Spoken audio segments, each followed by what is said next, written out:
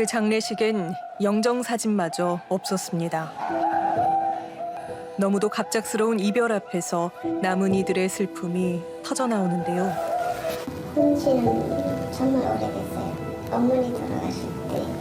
가족의 비극이 전해진 건 지난 29일 경찰에게 한 통의 전화가 걸려오면서부터였습니다.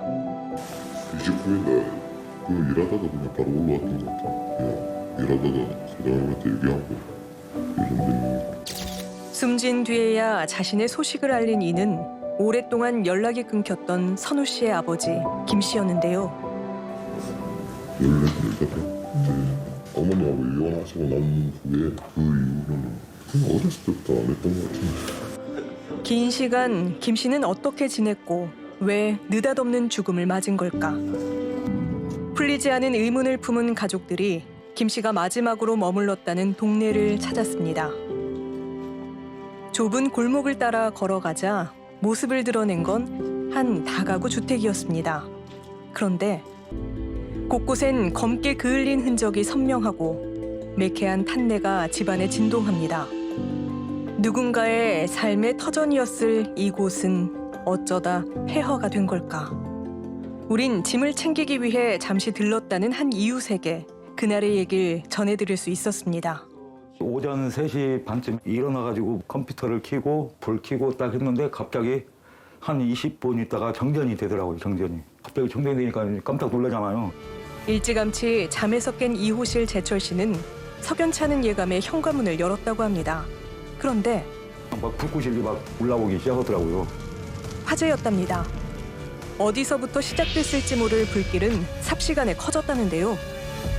막 그냥 갑자기 그냥 호흡이 안 될 정도였어요. 저도 뭐 안경도 못 쓴 채로 쓰리바 하나는 뭐 나가버리고 이렇게 올라갔어요. 이렇게 넘어지면서 넘어지면서 이쪽으로는 못 나가고 2층 분하고만 저랑 막 불이야 했는데 다 아무도 안 깨시고 1층에는 여전히 방 안에 갇힌 이웃들이 남아 있었습니다. 4시 20분쯤에 전화 5번인가 했어요 제가. 그러고 나서 4시 25분인가 새까만 연기가 타가지고 이제 방으로 들어오는 거죠. 밖으로 나갈 공간이 없어요 여기는. 아내가 이게 중국어라 생각했어요. 절체절명의 순간 나타난 이들은 소방대원들이었는데요. 그리고 새벽 0:18분에 접수해가지고 현장 도착했는지 골목이 좁아가지고 차량이 작은 차량 한 대만 들어갔어요. 들어가서 어려움이 있었고 0:50분에 완전했고 두 분 구조했는데 한 분은 이제 우리가 구조했을 당시부터 CPR 상황이었어요. 멜케데스 댐이 쓰러져 있었으니까. 간절한 심폐소생술에도 끝내 유명을 달리한 60대 남성. 그가 김 씨였습니다. 김 씨가 머물렀던 곳은 복도 맨 끝에 있는 사호실이었습니다. 환한 대낮에도 불을 켜지 않으면 빛 한 점 들지 않는 6.6제곱미터의 공간. 이럴 수가 있나. 이렇게 하고 어떻게 살아 이렇게 하고. 그래서 인생이라 했어. 뒤늦게 알게 된 오빠의 사정에 순옥 씨의 눈물은 한참 동안 멎지 않았는데요.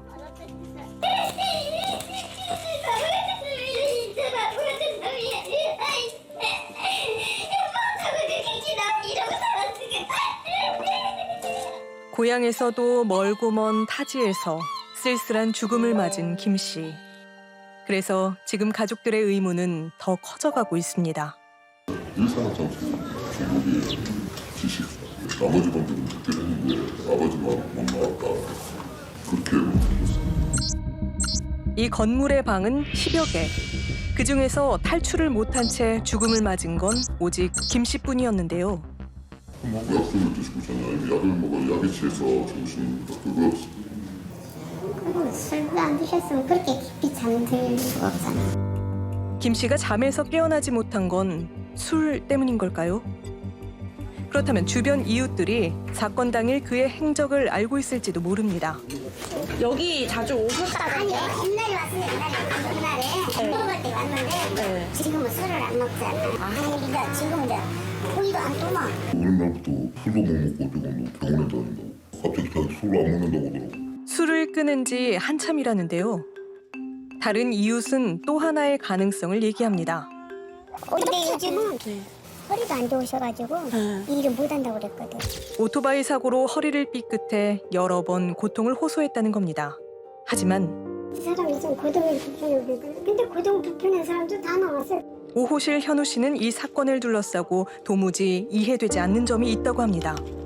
걸렸으면 지가 와서 문을 두들겨서 밖으로 사람을 대피를 시켰어야 되는 건데 그런 조치도 전혀 없고 불을 냈던 애는 저 밖에 앉아있더라고요. 이날 불이 시작된 건 1호실 장수 씨의 방이었다고 합니다.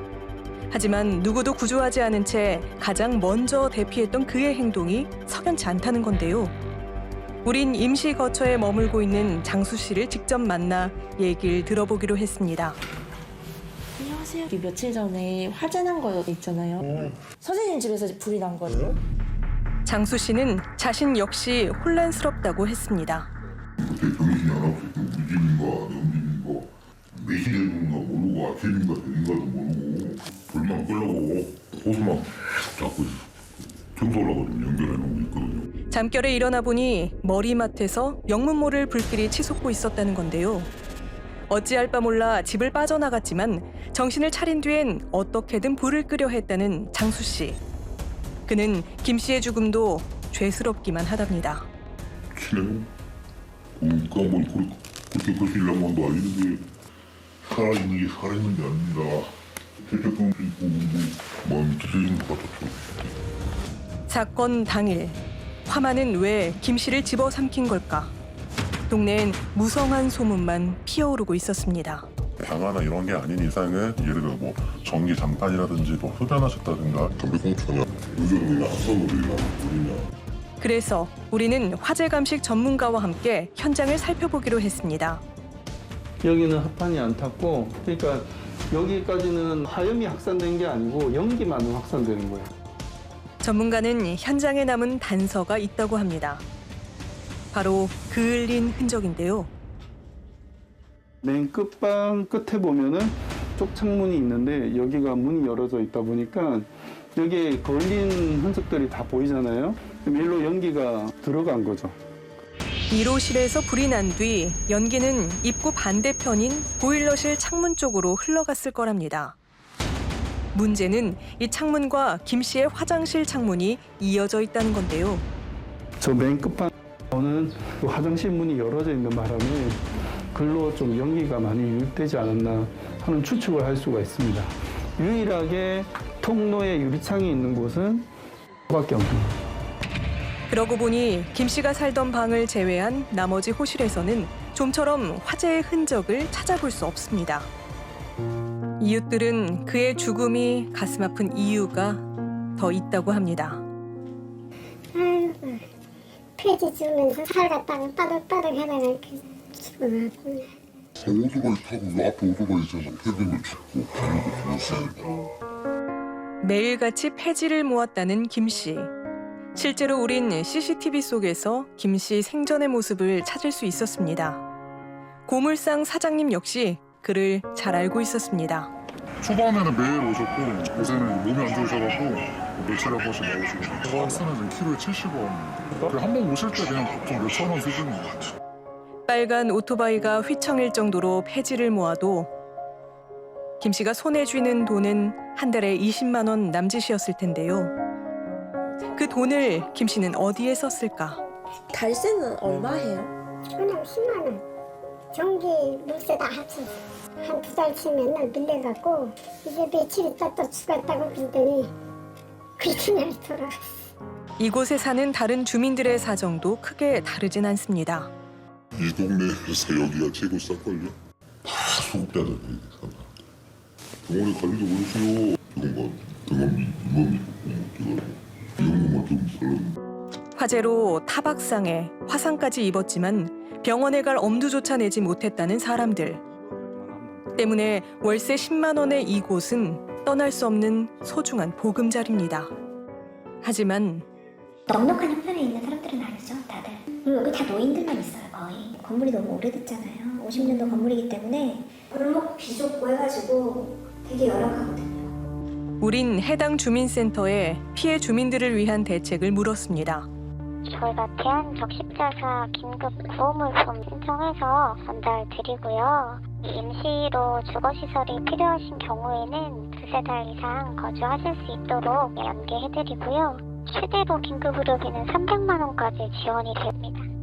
이것으로 정말 모든 문제는 해결되는 걸까요? 취약계층들의 죽음이 계속되는 이유 중에 하나가 부엌시설 같은 게 제대로 갖추어져 있지 않으니까 방 안에서 이렇게 식사를 해 드신다거나 인간으로서 기본적으로 누구나 누려야 되는 것들을 지키지 못하는 집들에 대해서 정부가 공공임대주택이나 주거급여를 강화하는 게 굉장히 중요한 거죠. 우리가 만났던 장수 씨는 이런 얘기를 했습니다. 누구는 교수를 만나면서 많아요. 그렇다는 사람들도 있어. 딸리고 오는데도 혼자 살더라고요. 쌤 형제 자매들은 안 보고 싶으세요? 아니, 보고 싶으면 뭐 이래가지고 데려가서 나가서. 우리는 종종 이런 뉴스를 봅니다. 서울역 근처의 쪽방 건물에서 불이 나 한 명이 숨지고 한 명이 다쳤습니다. 방에서 가스버너를 이용하다가 불이 난 걸로 추정됩니다.